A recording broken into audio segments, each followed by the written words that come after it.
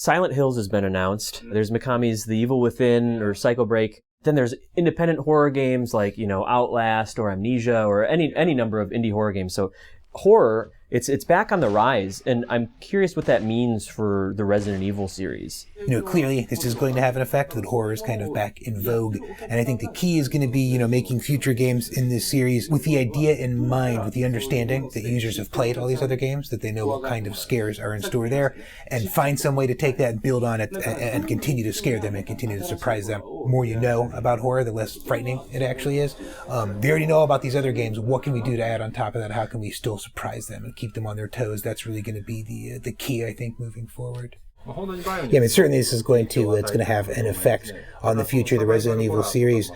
Personally, I think it's great that there's more and more horror games and survival horror games out there. I think it's good for stimulation. It's good to get us to think in different ways and think of ways to top that. What we need to do is make sure we're aware of all the things those games are doing, play them, research them, find ways to top them, find ways to make sure that Resident Evil remains kind of the brand at the top of the survival horror pile. So I think it'll be great. It'll be a good opportunity for us to really roll our sleeves up and get into some hardcore design work when it comes to the future of the series.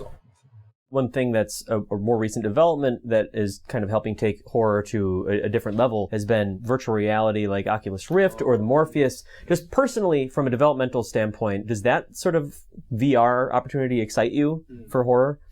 Yeah, no, absolutely. I'm really stoked about the idea of virtual reality. I actually went to the team recently and said, hey, can you set up the mansion itself so that I can walk through with a VR helmet? Oh my God. They told me to take a long walk off a short pier. If we could do a remake of the remake of the remake, then we need to make that virtual reality.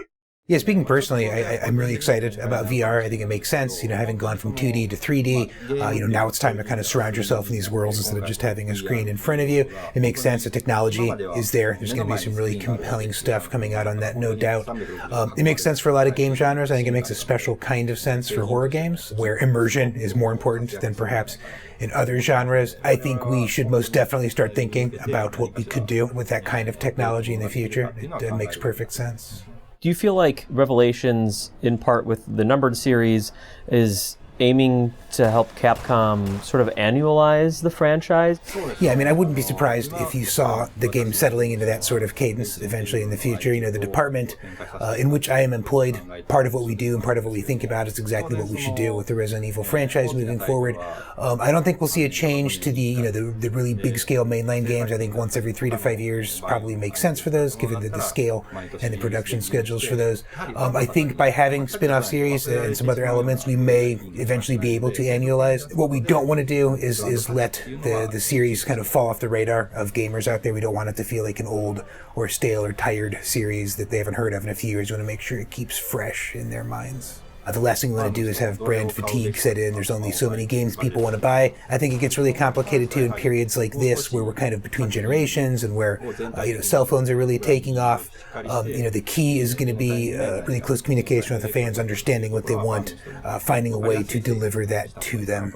There are obvious roots of Resident Evil 4 still in Revelations 2. Curious, how long do you think it can go before the series needs to sort of reboot that gameplay structure? Yeah, 4 did some really incredible things for us and for the industry. I think the reason that style of game is still popular among these games is it's such an easy-to-digest kind of format, the way it feels, the way it plays. For Resident Evil fans, it's kind of become the de facto style of gameplay when you think of Resident Evil. I do think it's a matter of time before we kind of reinvent the wheel again and come up with something like what we did with 4. Eventually, that'll have to happen. I think the good thing that a spin-off series like Revelations does for it is we get to kind of take a snapshot of a really good style of gameplay that people enjoy for Resident Evil and preserve that for a bit and iterate upon that and build upon that regardless of where the mainline series ends up evolving. So the critical reception to Operation Raccoon City was kind of polarizing, but it sold well. I'm curious what Capcom's stance on working with Western developers for Resident Evil series might be currently. Yeah, I mean, I think with something like Resident Evil, a big brand like that, I think it makes sense to continue finding the right partners to collaborate with. I think what we might see more of, as opposed to kind of wholesale development being left to another company, we might see more kind of pieces, parts being incorporated. Maybe we could find some technology that a Western company uses that we would like to incorporate. Maybe we could find a certain art style that a Western person has created and try to incorporate that. I think what we'll see are these sort of piecemeal where we take a portion of something that we like and work to incorporate it. We'll see more of that, and we'll probably see less full-on wholesale, leaving it to a developer overseas.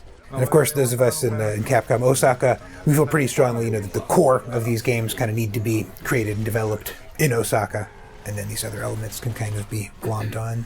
What did the reception to Resident Evil 6 teach you about the franchise? Yeah, I think, first of all, a lot of people played RE6, and that's great, and it's good to hear from them, because there are, certainly lessons to be learned there. One thing that's become really clear is that what people want out of the Resident Evil series is they want survival horror first and foremost. They want that to be the core of the gameplay, and then anything we add above and beyond that is great and probably welcome, but it really has to have that core intact. And I think the clearest lesson was Resident Evil needs to do is not compare itself to and try to compete with or try to be other big franchises. It needs to be itself. It needs to focus on what makes Resident Evil, and expand further in the right direction. And that's certainly the message that we've heard loud and clear. So fans might expect from future entries in the series, past revelations, a return to a focus on difficult enemies, scant resources, and true horror. Is that kind of what you're getting at? I mean, that's one avenue it could go. I think it's probably a little more complicated than that. I think what we really need to do is take a really serious look at what it is that makes Resident Evil. Look at all those constituent parts. If resource management is important to survival horror, why is it important? What does this mean? What do all these varying elements sort of mean to the franchise? How can we then take that and work with modern technology? I mean, since 6, we've got new consoles on the market. We have the potential for things like Oculus Rift and Morpheus, which you referenced earlier. How do we take all these technological tools available to us and take the data that we've learned from our careful analysis and really make something new and special? Figuring out what that is going to be a big challenge, but it's something we need to do. Yeah, one thing that's really worth mentioning, I think, here is that all of the Resident Evils that I've been involved in, and I think all of them we've made, clearly from the user's point of view, from 4 onward, it starts to feel, and I hear a lot that it feels more actiony. But one thing that I'd like people to keep in mind and to know really is that internally, our goal with all of these titles has always been to maintain the genre of survival horror. I think we maybe looked at the concept of survival horror a little differently, depending upon the game, and maybe that is kind of the core of the problem, why some of them were received differently than others. Maybe we just haven't come up with the appropriate and fullest definition for what survival horror actually is. But I do want to assure you, maybe we didn't come across that way to the users, but our intent, even with 5 and 6, was to make a survival horror game. And I think the series will continue to move in that survival horror kind of direction. They've done a lot of analysis internally on why we think some of the more recent games haven't really been accepted that way. Right. Basically, what we really need to do is kind of come up with a definitive definition of that. And it's a definition that we would need to share and hold in common with the players as well. And once we have that, I think we can move in a solid direction that everyone's going to dig. Do you foresee one avenue of future Resident Evil main numbered series continuing the storylines that have been established, or is there any discussion of starting something new?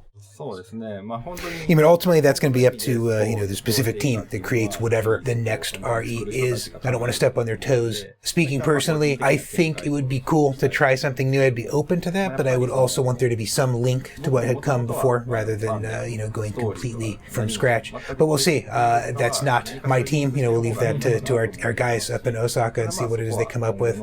It's exactly the sort of question they are currently figuring out. The team back in Osaka spends a lot of time and a lot of energy thinking about what the future of the Resident Evil franchise holds. They're hard at work doing that. I can tell you that the engine we used for Resident Evil Revelations 2, it is a 64-bit version of MT Framework, so it's multi-platform and multi-generational. At that, the future of the Resident Evil franchise may be best served by a special Resident Evil specific engine, perhaps.